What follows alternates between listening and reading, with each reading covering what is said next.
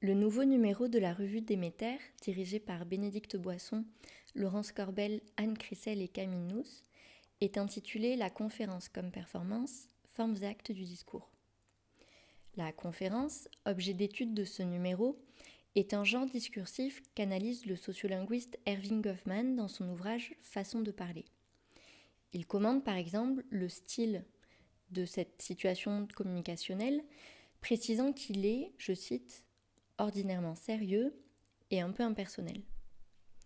Par exemple, le fait de citer Goffman, auteur reconnu par la communauté scientifique, et, concernant la conférence que je suis en train de donner, gage de sérieux, tout comme le ton calme et assuré que je tente d'adopter, la tenue que je me suis fait prêter pour l'occasion, ou encore la bibliothèque devant laquelle j'ai pris garde de me placer.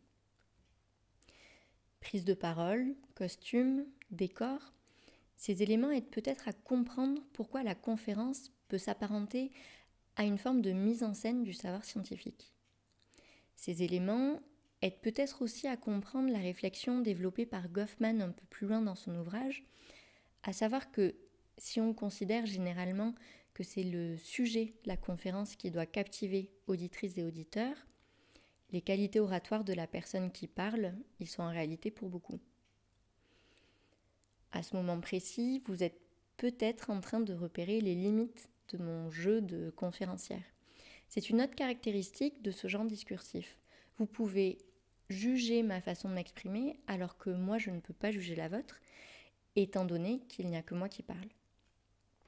Et en disant que vous êtes peut-être en train de repérer les limites de mon jeu de conférencière, en fait indirectement je vous incite à le faire si jamais ce n'était pas déjà le cas. Et en ce sens, mon discours produit un effet sur vous qui êtes en train de m'écouter. Même s'il y aurait encore beaucoup de choses à dire sur la conférence, je pourrais à ce stade de mon commentaire présenter la deuxième notion clé du numéro 5 de la revue Déméter, à savoir la performance.